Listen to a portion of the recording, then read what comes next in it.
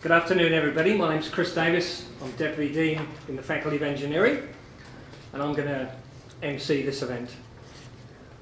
I start by acknowledging the traditional owners of the land on which we meet, the Bunwurrung and the Wurundjeri people of the Kulin Nations. I pay my respects to their elders past and present and to any Indigenous people here today. Dr Corinna Garland, MP, Member for Chisholm, Dr Richard Johnson, Deputy CEO of the ARC, Dr Amanda Caples, Victoria's Lead Scientist, Professor Doron Ben-Meir, Deputy Vice-Chancellor Enterprise and Engagement and Senior Vice President at Monash University, Professor Monash Majumdar, Director of the AM2D Research Hub, Chief Investigators who've joined us from interstate and locally, colleagues internationally, and colleagues in the audience. It is my pleasure to welcome you to Monash University and to this event. It's always exciting to witness the launch of an industrial transformation hub. It's the culmination of the blood, sweat and tears poured into it by the team in getting to this point. But it's also so full of promise. The promise of expectation, what the team of researchers and industry partners expect to achieve in the coming years. This is where the real excitement lies. To be in at the ground floor of industry transformation is very, very special indeed. And my congratulations to the team for getting to this point. And indeed, it's a very special privilege for me to be able to introduce Professor Monash Majumdar. I won't say a long-term colleague because that ages you, but my colleague from the Faculty of Engineering and the director of this new and very special hub. Monash, please.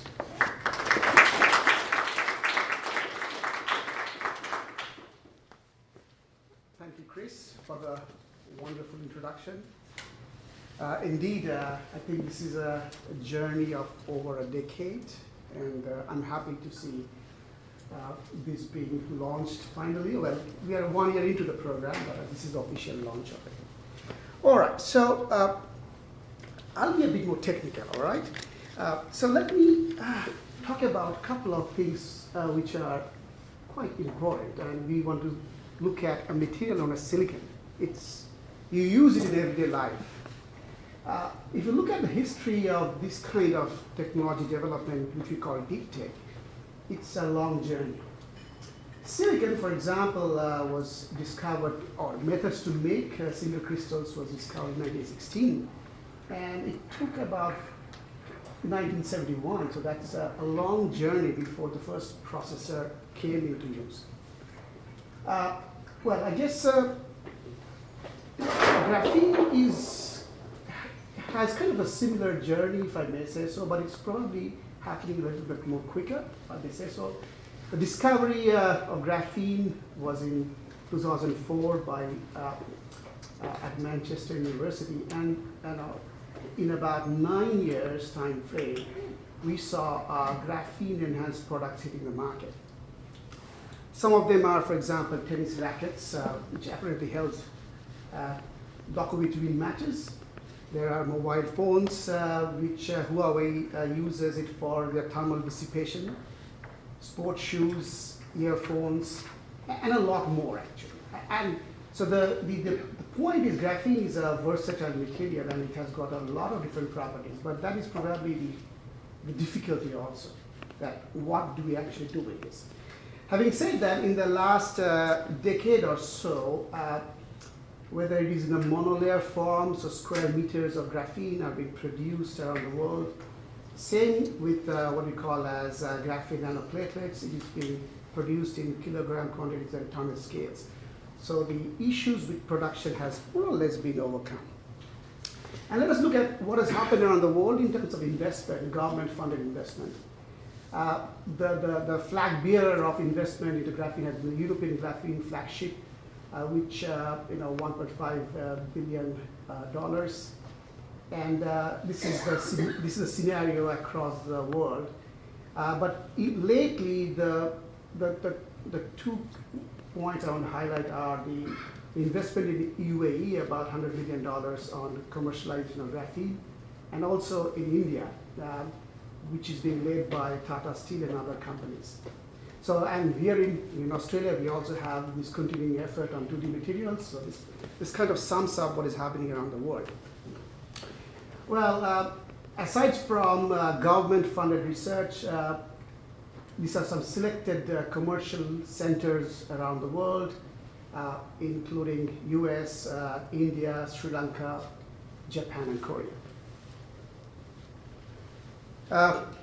We have quite an interesting local ecosystem in graphene in Australia. You can see there are many companies, some of them in Melbourne, a few in Adelaide, there's some of them in Brisbane, and you can see the product range that they're trying to commercialize. It turns out that in the early days, people felt that graphene had a business, but the business is in graphene enhanced products. So the products could be, nanofluidic coolants, battery materials, anti-corrosion coatings, thermal exchange coatings. So the space which you can actually target is quite large.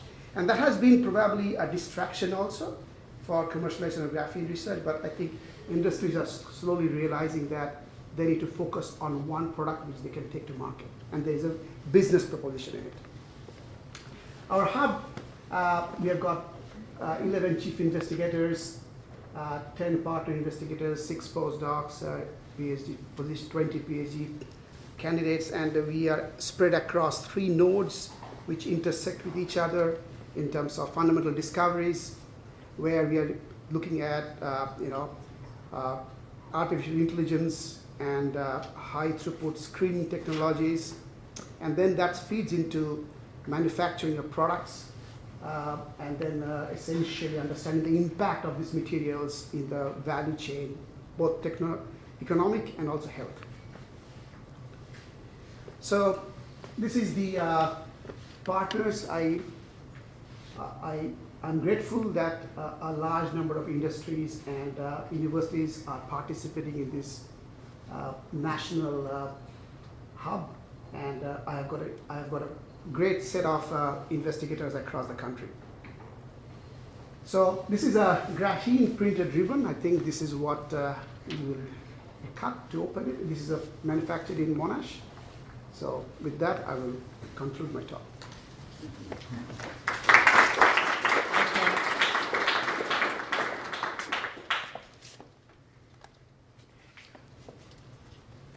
I think we forget in Australia that we're really quite good at collaborating among universities and industry. If you go overseas, that kind of level of collaboration at that sort of Australian enterprise level is always remarked on by colleagues. And from the inside, we tend not to make that observation, but it is a fantastic thing that we do here. It's now my pleasure to invite Professor Doron Ben-Meir, DVC Enterprise and Engagement and Senior Vice President, to address you, Doron.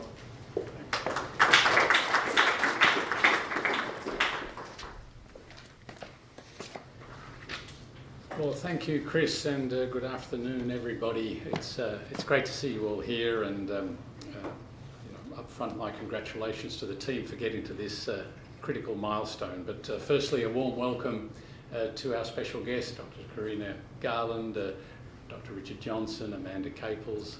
Welcome. There are so many distinguished guests and partners here. I won't go through the whole list, but welcome to all of you, one and all. At Monash, we know that our partnerships make us stronger. And by working alongside our fellow innovators, big picture thinkers and game changers, we're able to generate the most significant impact for societal benefit. So with 6 industry and 7 university partners, the AM2D Research Hub is a powerful reminder that transformative innovation is made possible when we invest in each other's expertise and success. Through this rich, synergistic collaboration, we have the opportunity to be at the forefront of realising the full potential of increasingly in-demand 2D materials. The fruits of our partnership will enhance Australia's graphene and 2D materials manufacturing capability and support the production of high-tech products including energy storage devices, advanced anti-corrosion coatings, sensors, water treatment membranes, and of course tennis rackets, because that's a particular favourite of mine. I acquired 2 new tennis rackets over the weekend and put them to good use. They're both still intact, which is good.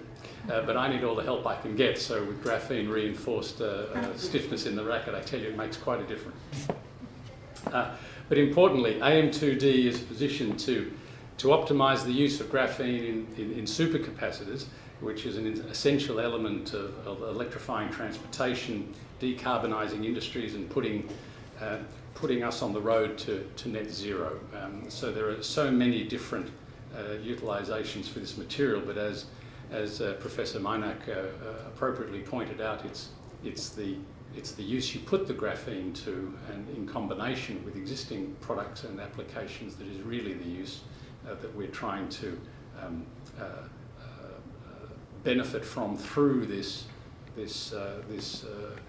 established centre. So, on behalf of Monash, as the administrative organisation, I offer my warmest thanks to our industry and our university collaborators for coming together to champion transformative advances in smart manufacturing, and I really look forward to witnessing the success of AM2D in helping to shape the future of 2D materials in Australia and beyond. So thank you all very much for coming.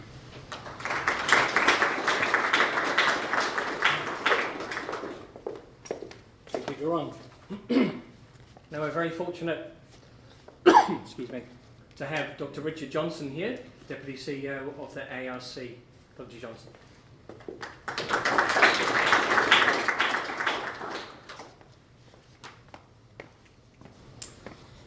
Well, thank you, colleagues, and good afternoon. And it is a great pleasure to still be with you here today, having the benefit and pleasure of being able to be with you today to launch 2 centres. And I think that's a fantastic tribute to the great work that Monash has been doing. Before I commence, can I just strongly associate myself with the acknowledgement of the traditional owners of the land on which we speak today, and note from a personal point of view just how proud I am to be part of a country where Indigenous Australia is core to both our history but our national identity as well. So Monash University does have a fine record of research, and that is in both applied and basic research. And a data point that contributes to that hypothesis is, of course, over the last 10 years, just from ARC funding, so government funding through the ARC, you've received $0.9 billion. So that's a real tribute to the fine work that Monash has been doing, sometimes by itself, but also sometimes in collaboration with other universities. So that's fantastic. That's significant, not just for Monash, of course, but for the community that you serve, and beyond the local community that you serve, for the Australian public at large. One reason why that is significant is put really nicely by Jason Owen Smith in his book called Research Universities and the Public Good.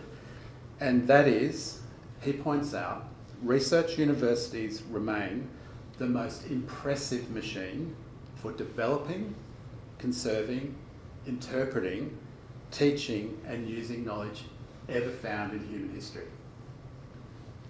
Now, of course, he wrote this book before ChatGPT. But even so, I think that we can all agree that his point stands. Indeed, as Australian researcher Professor Raewyn Connell stresses in her recent book called The Good University, modern research involves the interlocking efforts of a whole workforce. And of course, today's launch is evidence of this point, because research with impact extends well beyond the university gate and involves strong and dynamic collaboration across a range of interested parties, which is why the best research is of great value for Australian industry and more broadly for our economic prosperity. So it's particularly welcome to see you partner with other universities and industry through this very significant research hub. Your work capitalises on the geological fact that Australia is resource rich in critical 2D minerals, but it can be truly transformative in the sense that it departs from the historical fact that so often, as a nation, we haven't captured the full value of our resources through advanced manufacturing and other value-adding opportunities. Our ability to do this will be, of course, multidisciplinary sometimes, definitely multi-institutional, and also multi-sector, a multi-sector endeavour. And so it's very welcome from the ARC's perspective to see you collaborate with a range of universities, CSIRO, and a number of industry partners, which we had up before on the board. So that's fantastic. Colleagues, I say this, as some of you may have heard at a couple of launches I've done, but this is a really important point because we're talking about public money. So the ARC, all of our rounds are very, very competitive, and that is rightly so. And what that means is that we don't just fund good research, and we actually don't just fund very good research. What we fund is excellent research, and we have to commit to a nation to keep that as the prize. So may I say to you, Professor Maynak, to you and your team, and I know you've been working in this space for a long time and building a good team, to you and your team, well done and congratulations. Fantastic. What it means is that your proposal won the support of your peers, and all those peers are internationally respected researchers. So now the ball's in your court, of course, to strive and thrive. It's a great opportunity to build Australian research capacity and the capacity to link and work closely with industry. And of course, by bringing together a range of researchers from very, very senior, well-credentialed, highly experienced, through to new and emerging, what you're also doing is contributing to that really important thing that we need to back, which is Australian research capacity over time.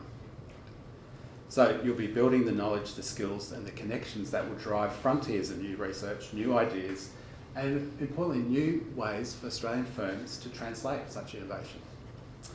So concluding, I wish you and your partners all the best. I've got to let you know we're going to be following you closely from the ASC perspective, in a positive way, of course. Really looking forward to seeing those results. And I think it's now my job and great pleasure to welcome Dr. Karina Garland, MP, to come to the stage on the launch of the centre. Thank you. Thank you, everyone. Good afternoon. I'd like to begin by acknowledging the traditional owners of the land, people of the Kulin Nations, the traditional custodians of the lands we're meeting on, and to recognise any other people or families with connection to lands of Victoria. And I wish to acknowledge and respect their continuing culture and the contribution they make to life in this region. I also extend my acknowledgements and respect to any other Aboriginal and Torres Strait Islander people who may be attending today's event. There's also a long list of distinguished guests to acknowledge too.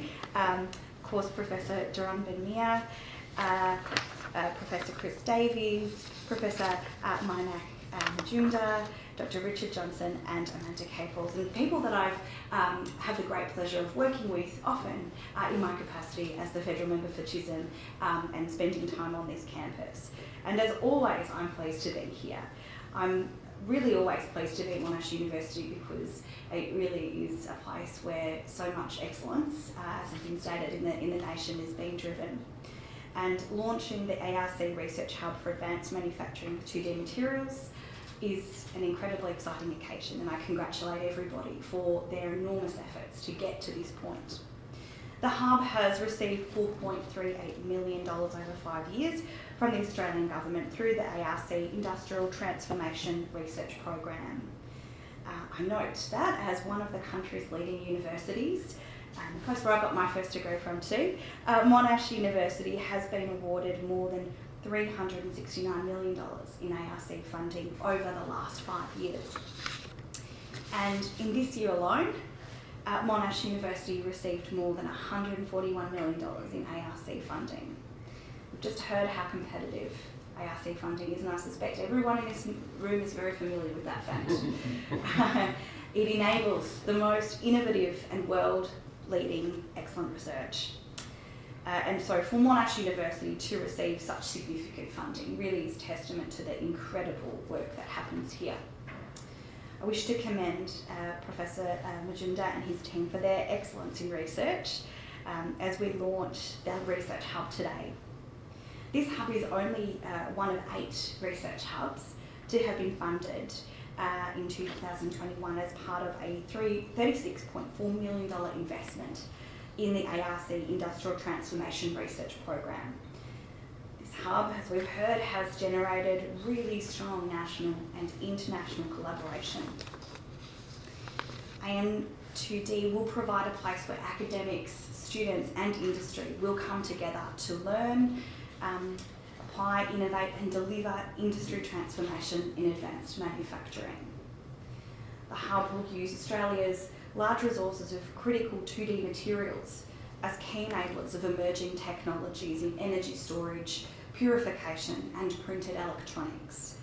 AM2D aims to transform newly discovered materials into globally traded, high-value 2D products, delivering Australian industry a greater share of this growing international market. So clearly, the national impact is so significant. The hub will create new business opportunities, jobs and revenue streams in high-tech products by leveraging the unique properties of 2D materials.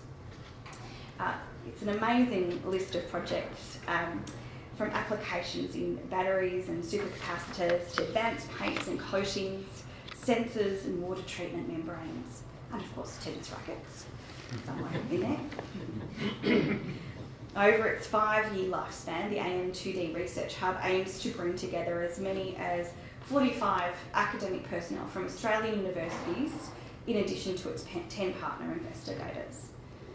This team will learn, innovate and apply new knowledge in the manufacturing of 2D materials and is currently engaging 18 students, 11 researchers and 6 research fellows. With a total of 18 research projects, it is anticipated that the research outcomes will also develop a comprehensive framework to support the trade of embedded carbon products. These research products are incredibly exciting and I'm very sincerely looking forward to seeing the progress and achievements in this space. It is an honour to be here with you today and really to acknowledge your contribution to research excellence in Australia. And I think really a wonderful example of how research can drive economic growth for Australia. Congratulations again to Monash University and the entire team. I think we get to do something exciting now, cut the ribbon. It's now my great pleasure to officially launch the ARC Research Hub for Advanced Manufacturing with 2D Materials. Thank you.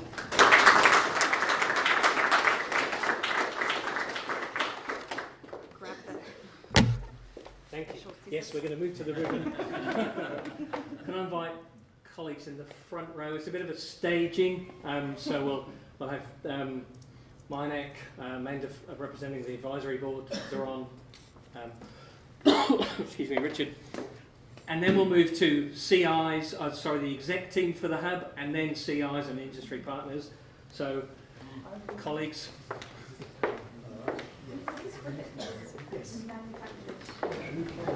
Wow. Go. There we go.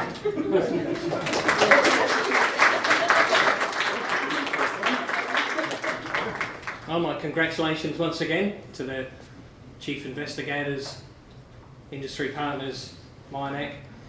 And now it just remains for me to thank the ARC, thank